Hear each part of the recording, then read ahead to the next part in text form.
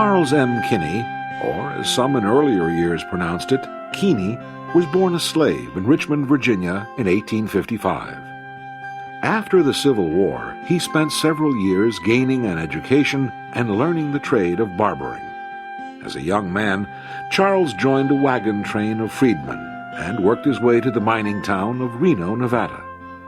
It was here, during a series of lectures by J. N. Loughborough and Ellen G. White in 1878, that he was converted.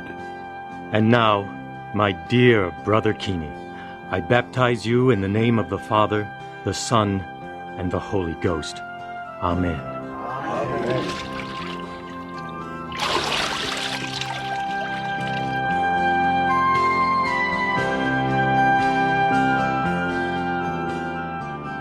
Brothers and sisters, you 7 are the first fruits in Nevada.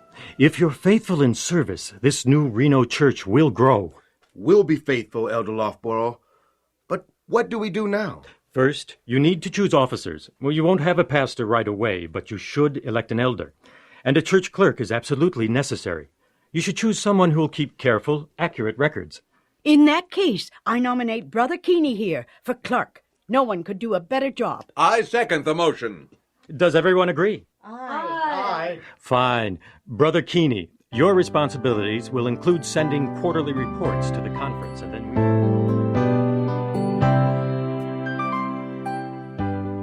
At that time, the California Conference administered the work in Nevada. Conference officials were so impressed with Charles's work that they soon made him secretary of the Nevada Tract and Missionary Society. Charles set about his new duties with the same earnest determination that characterized all his work. A few years later, his fellow church members devised a way to help him further develop his talents and usefulness. Brother Keeney, we are more than pleased that you've succeeded in placing a complete collection of SDA books in the Reno Public Library and one in the Temperance Reform Club. Well, I love to share my faith in every way I can, Elder. In fact, I've been writing to some of my friends in Virginia and sending them the signs of the times. I'm happy to say they're beginning to express an interest in the third angel's message. That's wonderful. I'm sure the Lord will bless your efforts, Brother Keeney. You show a real talent for writing and debating. Oh, thank you, brother. That's why we wanted to meet with you today. The officers of the California Conference agree with us that your talent and zeal should be encouraged. In what way? The conference has agreed to help us pay your way to the new college in Healdsburg. College?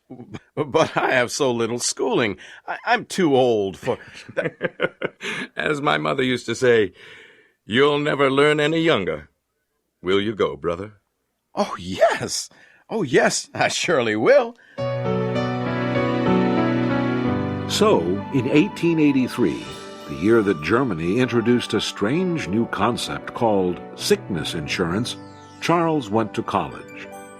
Ellen White lived in Healdsburg at this time, and he undoubtedly heard her speak occasionally during his 2 years there. In 1885, the conference sent him to Topeka, Kansas, to start a work among the African-American population there. His reports to the Review and Herald were eagerly read by believers. Say, Nettie, here's the latest report from Brother Keeney out in Kansas. What's he have to say, Joe? I hope his work's going well. He labors so hard. Oh, Why, yes. from June to mid-October, he canvassed 1/3 of the colored homes in Topeka. And there are a lot of homes to cover. Thousands of freedmen are coming up from the south to Kansas. Most of them settle in Topeka and Emporia because they can go to college there. And now, thanks to Brother Keeney, they also have the opportunity to hear of the third angel's message. He had 3 converts last October. Mm-hmm. Are there any more now? Well, only 2 more. Women in Emporia. No men have accepted the message yet, but a couple are very interested. Since he arrived there, he's made 648 visits and distributed 16,525 tracts. Oh, what a hard worker he Oh, is. yes. How does he do it all, I wonder?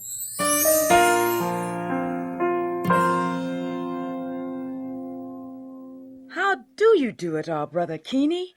Every morning I see you trudging up and down the streets, door to door. That's exactly how I do it, Sister Jackson. In the mornings I canvass with a great controversy. In the afternoons, I give Bible studies, and I hold evangelistic meetings in the evenings. From Topeka, Charles moved on to Kansas City and Atchison, Kansas, and St. Joseph in Hannibal, Missouri. His converts were welcomed into the white congregations. It was in 1889, while working in St. Louis, that Charles first encountered racial prejudice in the Adventist Church. He deplored the situation in letters to Elder D.T. Jones, Secretary of the General Conference. Elder Jones, a Missourian of Charles's own age, did his best to encourage the young preacher. After 6 months in St. Louis, Charles moved on to Louisville, Kentucky. It was high time for his work to receive official recognition. On October 5th, 1889, at the camp meeting in Nashville, Tennessee, Elder R.M. Kilgore, leader of the Southern District, officiated in a special ceremony. It is my privilege today to ordain Brother Charles Keeney as a minister of the gospel. Elder Keeney is the first ordained minister of his race, and this ordination sets him aside to the work of the ministry. Amen.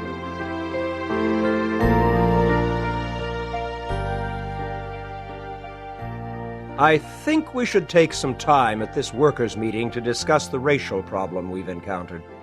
Many people have stayed away from the camp meeting because colored believers are present. I propose that we have a separate section in the meetings where our colored brethren may sit. What do you think, Brother Keeney? With all due respect, Brother Kilgore, that proposal is one of great embarrassment and humiliation. I want to make sure my converts will not be driven from the truth by such a position. Well, what do you suggest, then? I believe that the Advent message can remove all prejudice. But for now, perhaps as soon as there are enough converts, we should form colored conferences which will bear the same relation to the general conference that white conferences do. In 1890, Elder Kilgore led out in a resolution of the General Conference Committee to establish segregated churches. The same year, Ellen White visited St. Louis and observed firsthand the racial prejudice there. That year also, Charles organized the Louisville Church, the second church of African American people in the denomination. At the 1891 General Conference session, Ellen vigorously protested both prejudice and the segregation policy.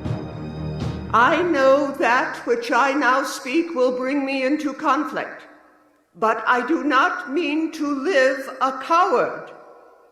It has become fashionable to look down upon the poor and upon the colored race in particular. But Jesus was poor, and he declares that every insult shown to them is as if shown to himself. While at St. Louis a year ago, these words were presented to me as with fire. All ye are brethren. Well, what is she saying anyway? Okay. The colored people should have just as much respect as any of God's children. Those who have despised them have despised the purchase of the blood of Christ and need the transforming grace of Christ in their own hearts. We should be careful not to strengthen prejudices that ought to have died as soon as Christ redeemed the soul from the bondage of sin. In later years, because of the dangers to church members resulting from racial hatred in the country, Ellen agreed to a temporary policy of segregated churches, but added that in time the Lord would show the church a better way.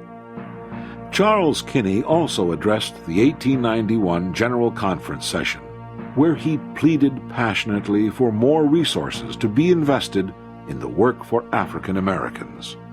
I earnestly pray that the conference shall delegate a white laborer to the work among this people, giving his whole time in taking the truth to them, developing their talents, educating, and getting them into the work.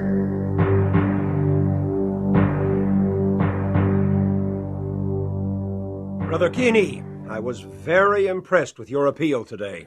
Does that mean we'll get the help we need? Oh, I'm afraid not.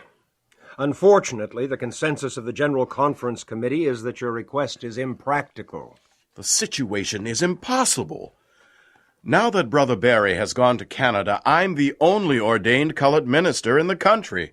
I can't do it all alone. I must have help. You will have help. I know you will. But when, brother? When? Charles pressed on, blazing trails in spite of prejudice, ill health, and the hostility of ministers of other denominations. His prayer for help was eventually answered in 1894, when Edson White entered the southern field with his riverboat, the Morning Star. That same year, Charles organized his 5th church in Nashville, Tennessee. While in Nashville, Charles finally married. His wife became an invalid, however, and her illness led him to retire in 1911. Though plagued with illness himself, Charles lived to the age of 96. He died August 3, 1951, at the Riverside Sanitarium in Nashville. During his long life, he had seen the African American membership in the United States grow from a mere handful to more than 26,000. This growth owed an immeasurable debt to the labors of Charles Kinney, the pioneer of African American Adventism.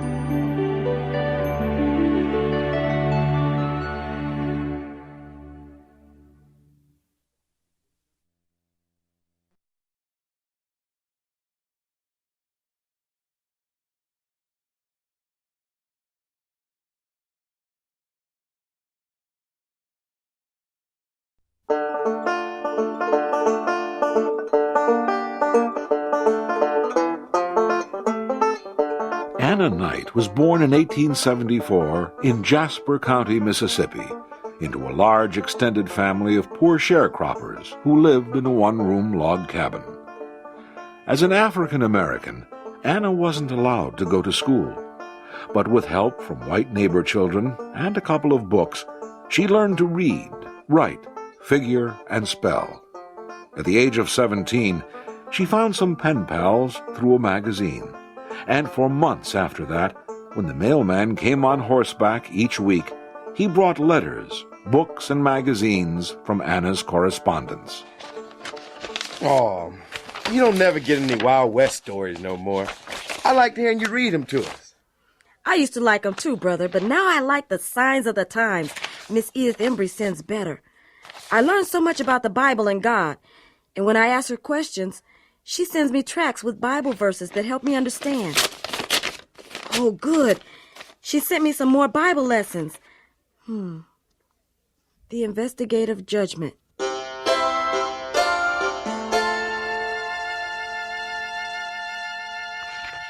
These Bible texts make it so clear. Everything we do and say is written in books in heaven, and on Judgment Day, everyone will be rewarded according to his works. Oh, I've been so bad with my hot temper. I need to get my own Bible to learn how to be good.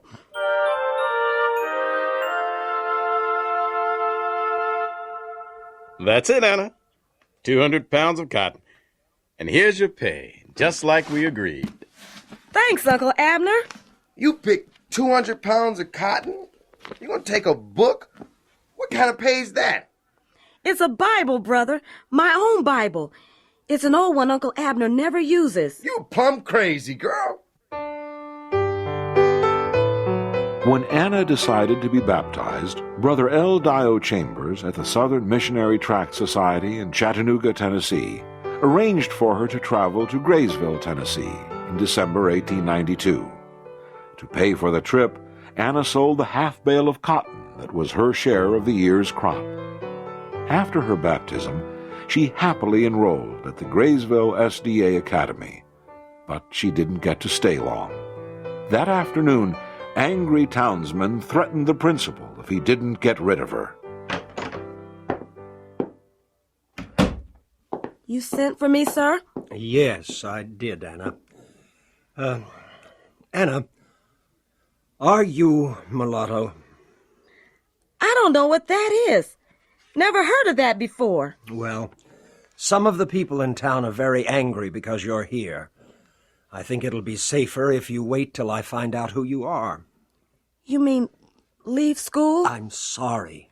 Very sorry, believe me. The matron has said you may room with her, and you'll be welcome in church. The matron, or girl's dean, taught Anna privately, and the teenager learned so much in the next 10 weeks that when she returned home, nobody dreamed she hadn't been in school. Her kinfolk were not happy, though, with her strange belief. And just where you think you going, Missy, we have work to do, and you gonna do your share. This is Sabbath, Mama. I'm fixing to do the breakfast dishes, and then I'm going out to the woods to study my church papers in peace and quiet. We got 4 acres of cotton out there, ready to be plowed. It's your job. You go plow that cotton. No, I can't work today. You'll work or I won't work. You sit around every Saturday and you let the work go. I won't work less than you do. You hear your brother? You will plow cotton today. All right, I'll go and do the work, and if I don't get through, I'll finish it on Sunday or die. You understand that? If I can't keep the Sabbath, I will not keep Sunday. Anna and the horse raced over those 4 acres before sundown, and the next morning she began hoeing the flower garden. Her family was so scandalized at her working on Sunday that they left home until night. But Anna felt terrible. She had been caught between the 4th and 5th commandments, and she was sure she was lost no matter which she chose. She wrote a letter to Brother Chambers, and his reply comforted her.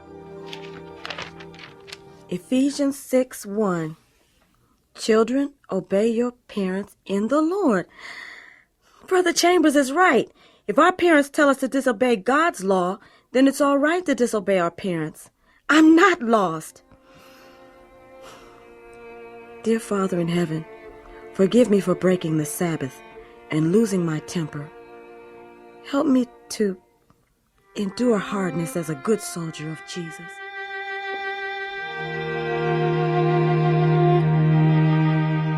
And Mama, the Bible says in 6 days the Lord made heaven and earth and rested on the 7th. You can't teach me. I'm your mama. I'm telling you, either you stop this Saturday for Sunday foolishness or leave my house. All right, I can leave, but I can't give up the Sabbath. You can take my horse, my cow, my cotton. I just want enough for my railway fare to Chattanooga. And so in December 1893, 19-year-old Anna left her home to prepare herself to be a teacher. Brother and Sister Chambers paid for her to attend Mount Vernon Academy for a year. But when Brother Chambers' health broke down, Anna agreed to take the nurse's course at Battle Creek College, where she could earn her expenses by working in the sanitarium. In December 1898, when she was ready to return home and start her own school, Dr. John Kellogg called her to his office. We have the transportation all arranged, Sister Knight. I'm giving you a complete nurse's outfit, and here's a letter for the Review and Herald Publishing House. Get as many of my #1 physiology books as you need. They'll charge them to me. Here's $20 for your train ticket from Cincinnati to Ellisville. Thank you, Dr. Kellogg. I never dreamed. I can't possibly thank you. No need to. You may leave as soon as you're ready. The sanitarium will furnish your lunch for the trip. Goodbye, and Godspeed.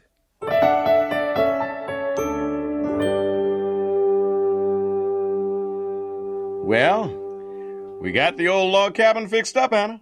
Now, it ain't much of a school and don't have no windows and only part of a mudstick chimney. That's all right, Uncle Abner. When it's cold, we'll close the door and put pine knots on the fire for light. We can hold Sunday school here, too, and night school for adults.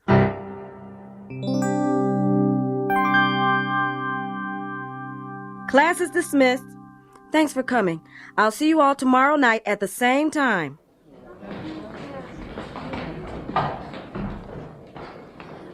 I never know drinking liquor could do that to my heart. Did y'all see what that liver looked like on Anna's chart? Don't think I'll be drinking no more. Me neither.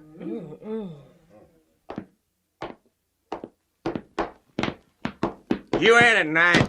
Yes, I am. Can I help you, sir? Me and my friends want y'all to stop preaching against our business. Oh, you're a moonshiner, I take it.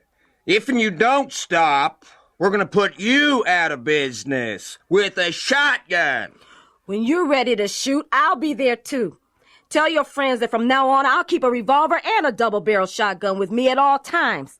Good day.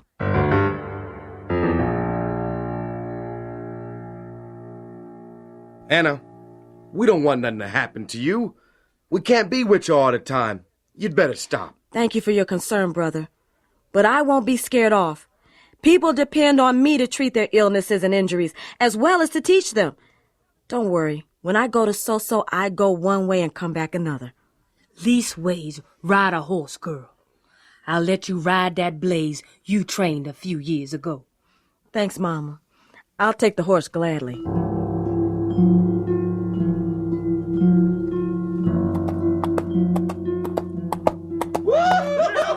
There she is! There she is! I told you she was going to come back. This is the day we put her out of business.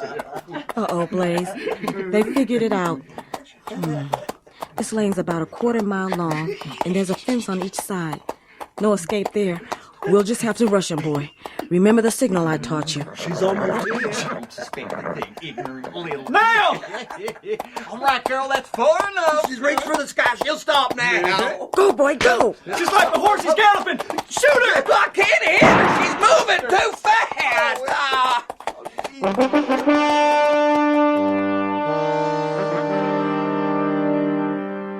In May 1901, Dr. Kellogg sent for Anna to attend the General Conference at Battle Creek.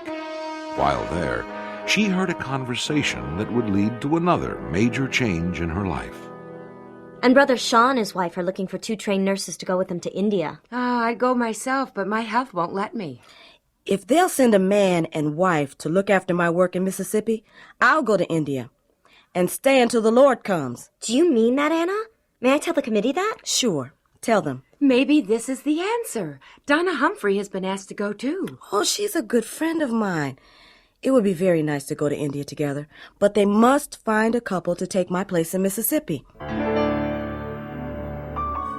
Anna's friend, Julia Lecoq Atwood, and her husband agreed to take over the work in Mississippi. Within a few days, Anna and Donna Humphrey were on the train for New York with a group of other missionaries bound for India. With the farewell songs of the Battle Creek believers lingering in their memories, they sailed out of the harbor.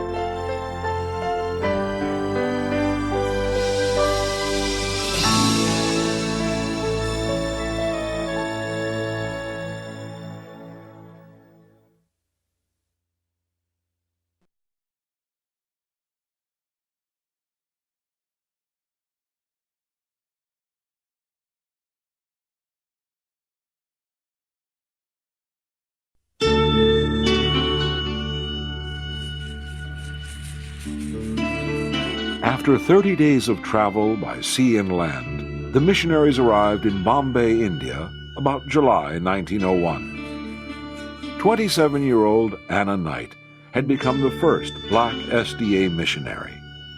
A 36-hour train journey brought them to Calcutta, where Anna's friend, Donna Humphrey, stayed to work in the sanitarium.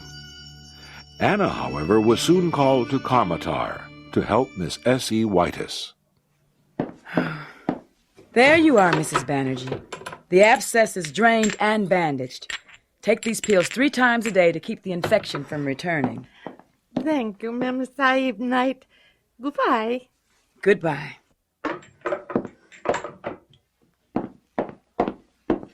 Are all the patients gone, Sister Whitus? Yes, I've closed up, Sister Knight. I was wondering, so many of our patients speak English. Why is that? Well, with the British ruling India, anyone who wants to get a good job has to speak English.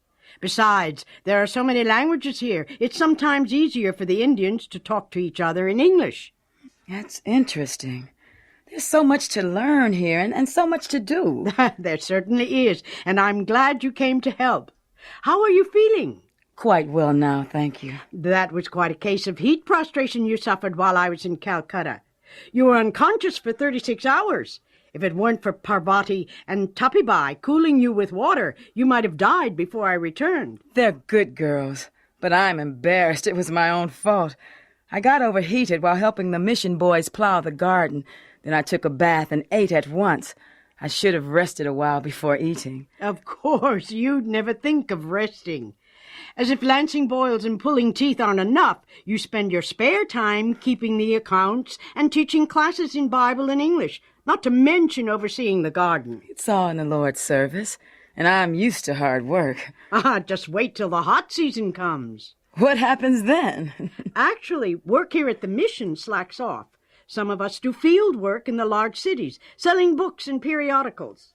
The Oriental Watchman and London Good Health are monthly papers that supplement the books. That sounds interesting. It's the kind of work I've never done before. When the hot weather came, Anna and Donna Humphrey were sent to sell books to English-speaking Europeans and Indians. They also conducted cooking schools and taught simple treatments for the sick. After working successfully in Allahabad, they were sent on to Simla in the hills, where officials and their families spent the hot weather. But at the railroad station, the agent told them the train went only as far as Kalka. But if the train doesn't go to Simla, how do we get there? By Tonga, Miss Knight, like that one right outside. That? Mm-hmm. That's just two wheels with a board across the axle. But it has footrests. The train would take only an hour from Calcutta to Simla. Horses pulling a Tonga will take all day.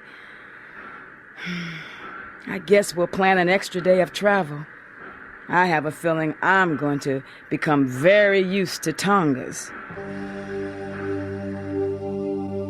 The work in Simla was also blessed. After the hot season, the two friends returned to Calcutta, where Donna went back to her tasks in the sanitarium, and Anna continued to sell books and do Bible work. They expected to labor in India until the Lord's return, so Anna was unprepared for Donna's sudden illness and death. Though grief-stricken, Anna threw herself into her work. Sometime later, she received a different kind of bad news from home. Here's your mail, Sister Knight. Thank you, Sister Shaw. Now, don't you come from Soso, Mississippi? Actually, I'm from Gitano, but Soso is another town nearby. That must be what this means, then, this report in the review. Mission school at Soso burned. Teachers driven away. Oh, no. My friend Julia Atwood and her husband Parker took over the school when I left. Oh. That must be what these letters are about. A drunken mob set their home on fire, then shot at them. Julia and her husband escaped by lying flat on the floor. Then they ran to my mother's house for shelter, and the mob burned the school. Oh, my dear. I'm so sorry. My family begs me to come back, but what can I do? It'll be years before I qualify for furlough. On the other hand, I came here only on condition that someone take my place back home. What'll you do then? I'll write to the General Conference and ask them to send someone else to Mississippi. Anna Knight and Sister Whitus were able to save a woman near death from typhoid malaria fever, and as a result, several schools and churches were raised up in the district. Over the next few years, Anna traveled as a literature evangelist throughout East India. She suffered sunstroke, escaped death at the hands of thuggy cultists, and was even fed by an angel. But always she thought about the need in Mississippi. Oh, no. Bad news, Sister Knight? Yes, Sister Whitus. It's from my younger sister, Grace. No one's been sent to carry on my work back home. Converts are slipping back into the old ways. Oh, I'm sorry to hear it. I must go home. I'll write to the General Conference and ask for a furlough right away.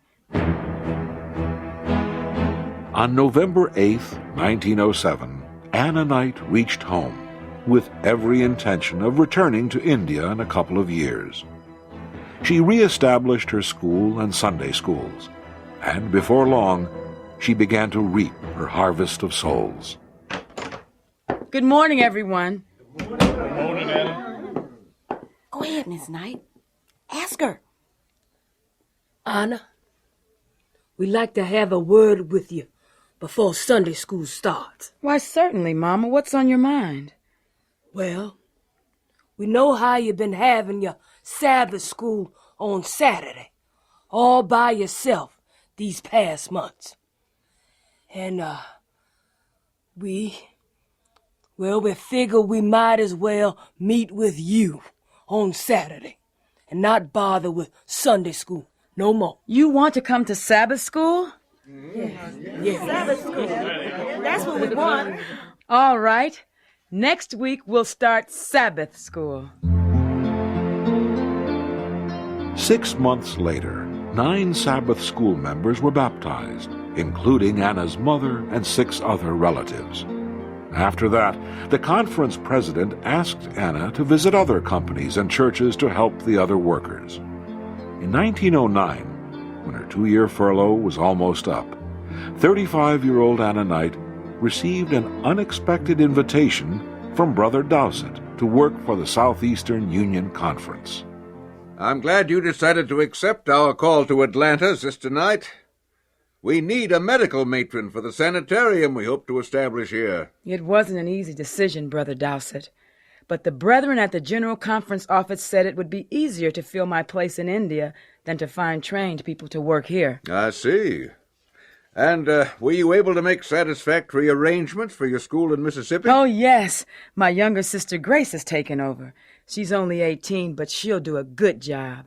I trained her myself, expecting her to take over when I returned to India. I'm glad. Well, let's get out to the sanitarium. I'm afraid it's nothing more than an unfurnished house at the moment.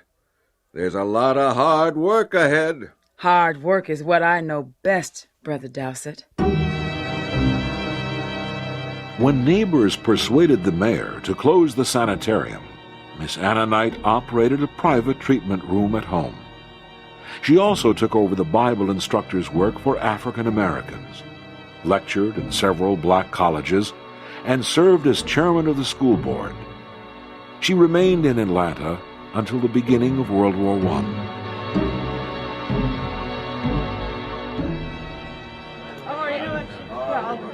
And we have agreed that we need a home missionary secretary to visit churches, hold institutes, organize bands for missionary work, and teach home nursing classes. I will entertain nominations. Yes, Brother Mans. I nominate Sister Anna Knight. In the last 5 years, she's done great work in Atlanta.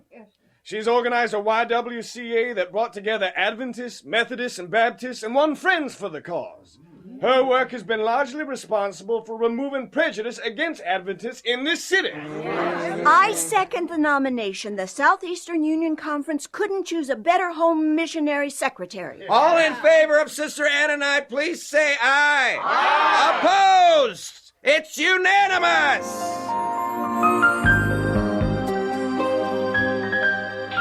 For many years, Miss Anna Knight helped to organize the educational work in the South. She traveled almost constantly, but kept her headquarters at Oakwood College, where she was a member of the board.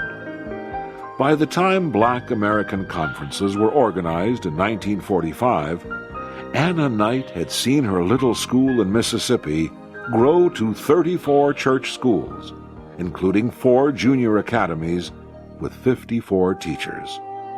In 1952, at the age of 78, she gave a summary of some of her work. Since 1911, I have held 9,388 meetings and have made 11,744 missionary visits.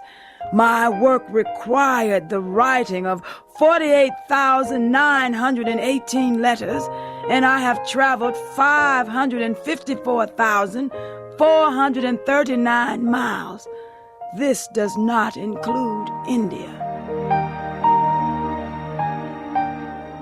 Anna Knight, education pioneer and the first African-American missionary to India, died in 1972 at the age of 98. The elementary school at Oakwood, where student teachers train, is named in her honor.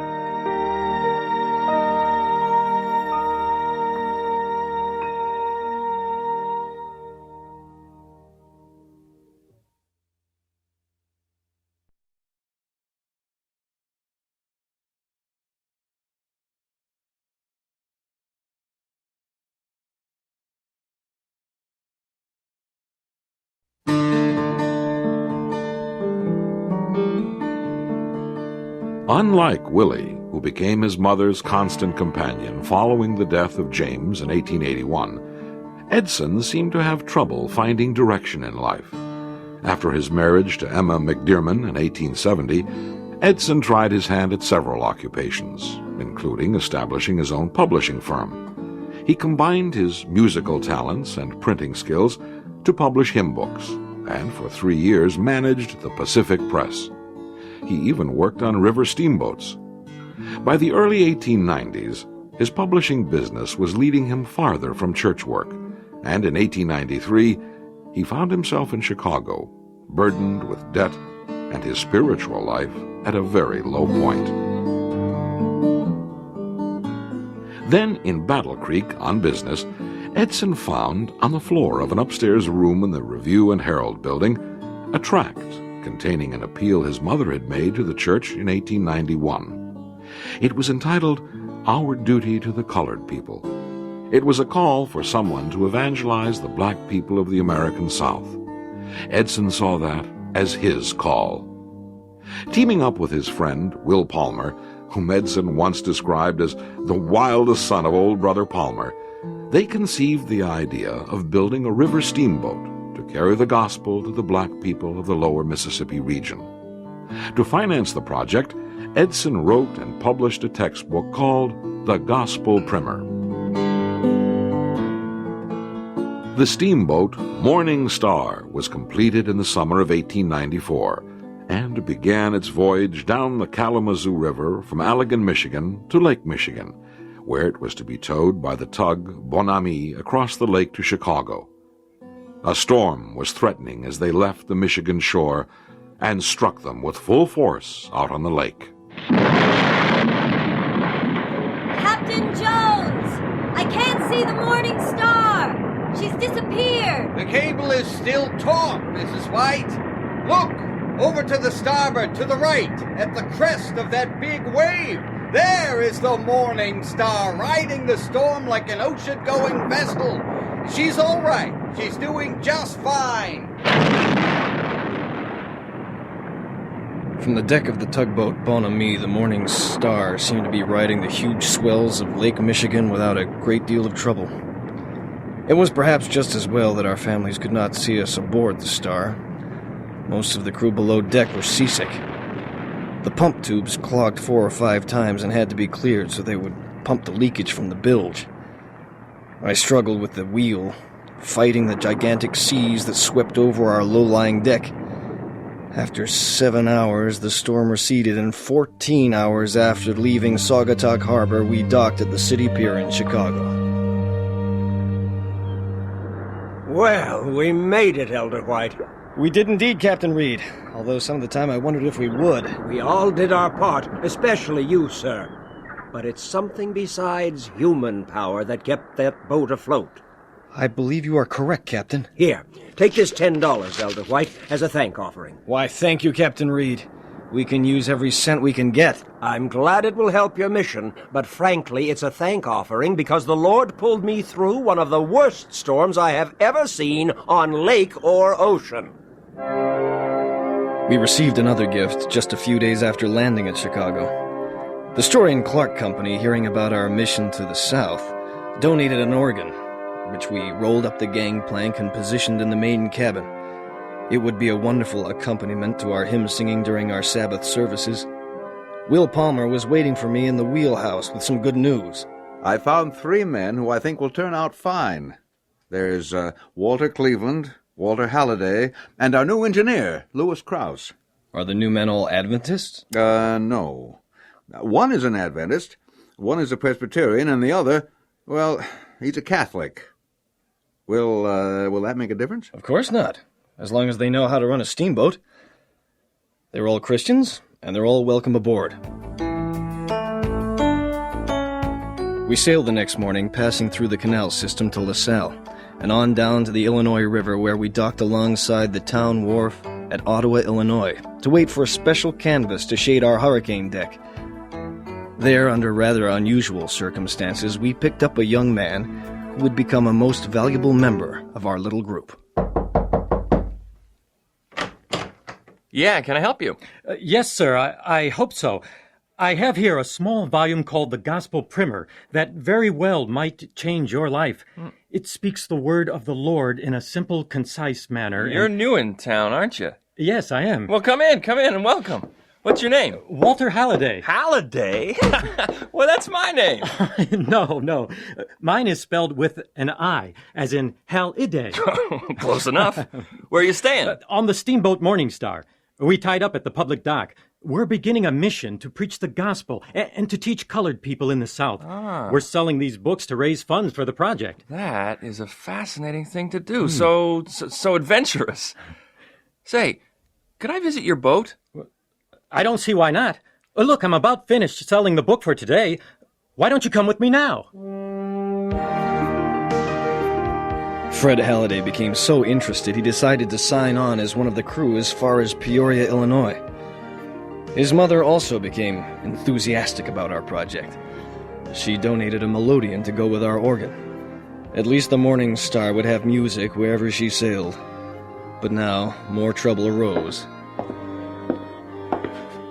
Edson, will you please stop your pacing? You are driving me and everybody else on the boat crazy. According to the report I just received, the General Conference Secretary has charged that we built the boat by misrepresentation, and that my claim to have received approval from my mother is an outright lie. Elder Smith, who was going to solicit funds for us in Battle Creek, was ordered to stop. You know we need whatever monies we can get. The Gospel Primer is not bringing in enough to support our mission. What will you do? Well, for one thing, I'm not going to let it rest. I'm going into that office right now and write a letter to the leaders of the General Conference.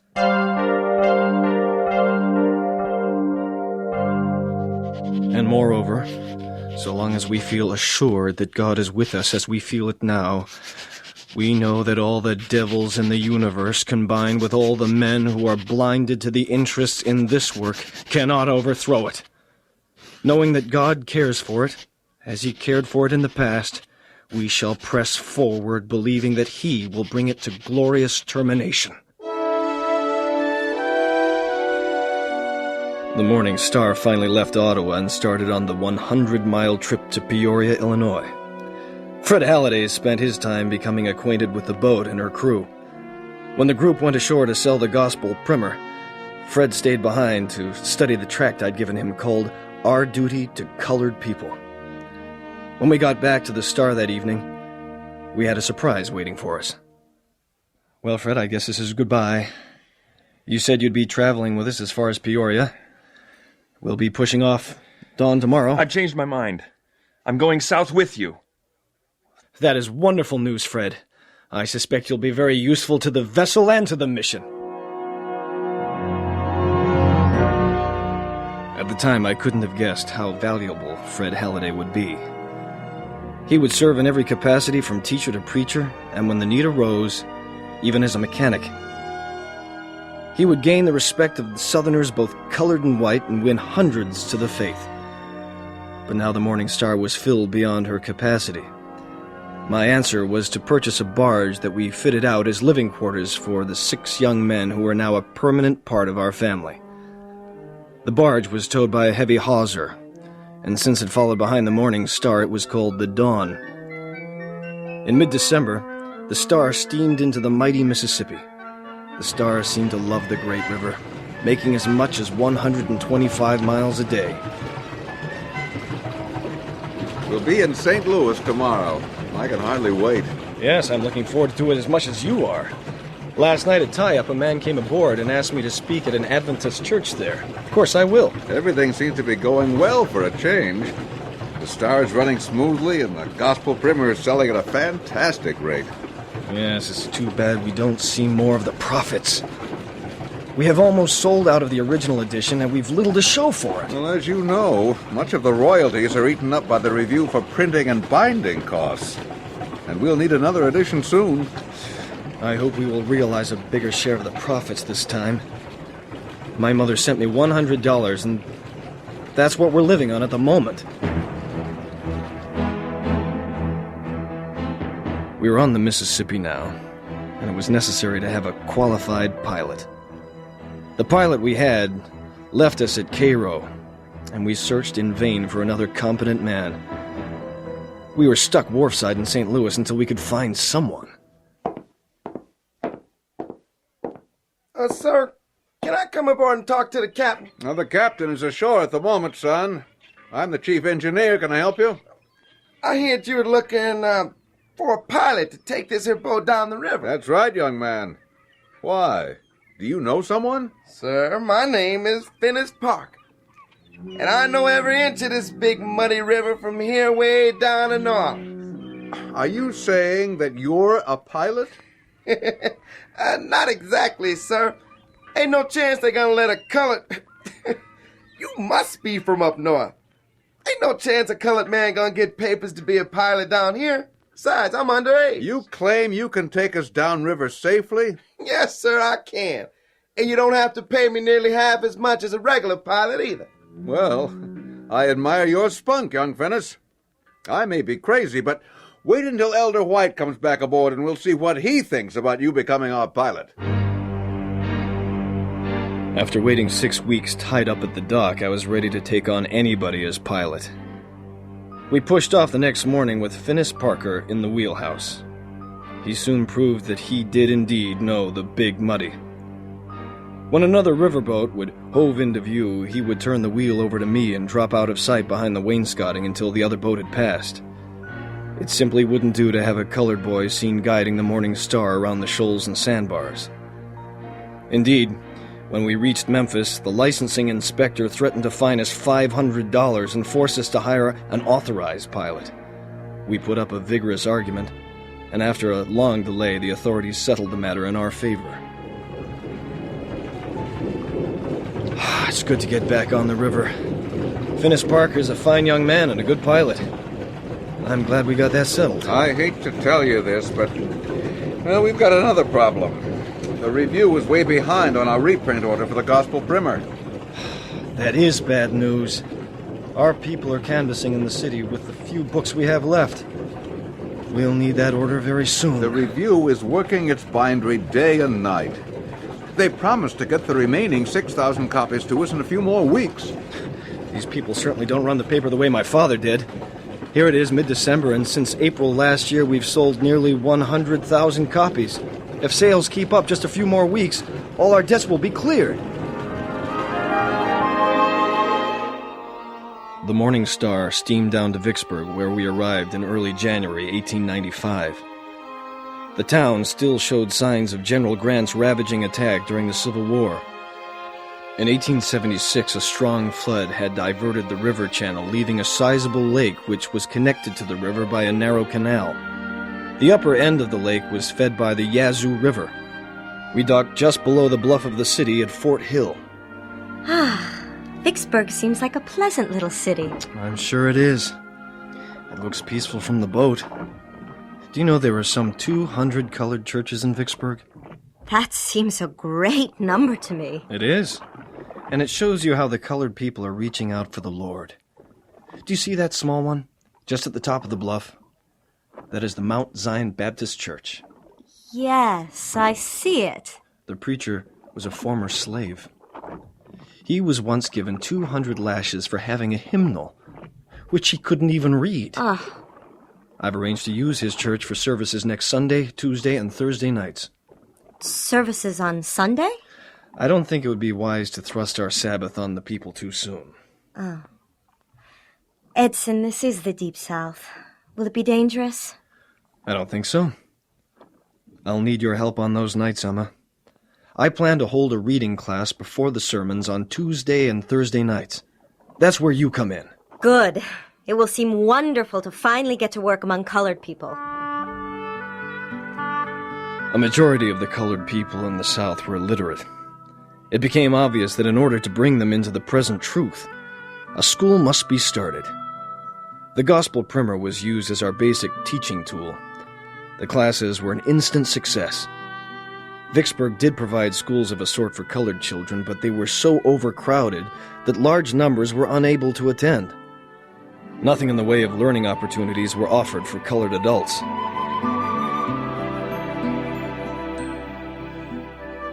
Well, I'm off to attend Sunday school at the Mount Zion Church. Edson, you've been going out preaching at Sunday schools for several weeks now. When are you going to introduce the Sabbath? I'm not sure they're ready for something as radical in their eyes as Saturday Sabbath. I still think it is ill-advised to rush matters. But we keep the Sabbath ourselves on the boat. The people must think it's strange to hear us singing and praying on Saturday. Well, nobody has said anything to me about it. One morning, Katie Holston was working in her garden when she heard singing drifting up from the morning star. Willie! Willie! Willie Maxie! What do you want, Katie? Can't you see I'm busy over here? Come here, Willie. I want you to hear something. Well, what is it? Listen. Do you hear that? It sounds like a church service or something. Down there on the Morning Star. Yes, that's it.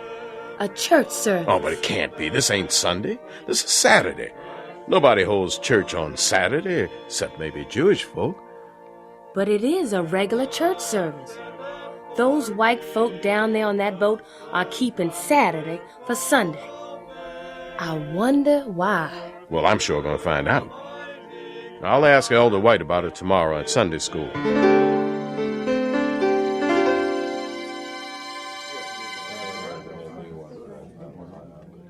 How come you folks on Morning Star are keeping Saturday for Sunday? I know why we worship on Saturday. Why do you worship on Sunday? I don't know. When was the Sabbath made? When God made the world. What was the Sabbath meant for? Look in your Bible, at Genesis 2, verse 3. It says, God blessed the seventh day because that's the day he rested from creating the world. Have you ever read in the Bible of any change being made in it? No. But why are we keeping Sunday then? We aren't. Down on the boat, we're keeping Saturday. Then I'm going to keep it too. The next day, Katie Holston asked the same questions and got the same answers. Katie told her friend Hannah Washington, who was also convinced. Meanwhile, the boat's cook had talked to two young men about the Sabbath, and they decided to come as well. Within 2 weeks after Katie heard the music drifting up from the lake, 5 new members joined the boat crew in worshiping on the Seventh-day Sabbath. As the number of Sabbath keepers attending services on the Morning Star grew, local pastors noticed a loss of members and of offerings. The pastors reacted with anger and talked bluntly to their people against the Southern Missionary Society and its members. Miss Katie, I'd like to speak a word with you. Surely, Reverend Brown. Won't you sit down? This morning I can say all I got to say standing up. You seem upset. I'm very upset, Miss Katie. We've been missing you and your husband at church for 3 Sundays in a row now. And I found out you both been attending service down on that boat, Morning Star. keeping Saturday for Sunday. Yes, we have, Reverend Brown. I've been meaning to tell you. Willie and I decided to keep the true Sabbath now. We found out the true Sabbath is Saturday, not Sunday. What put that fool notion in your head? The Bible. 6 days shalt thou labor and do all thy work, but the seventh day is the Sabbath of the Lord thy God. In it, Y'all haven't got the education to know what the Bible means. That's what we're paid for. You come to us for anything you want to know about the Bible. We'll tell you. You stay away from those river rats. You're not going to go give your souls and your money to the devil while we're around. Emma, every church in Vicksburg is closed to us. Those who don't hate us are afraid of the ones who do.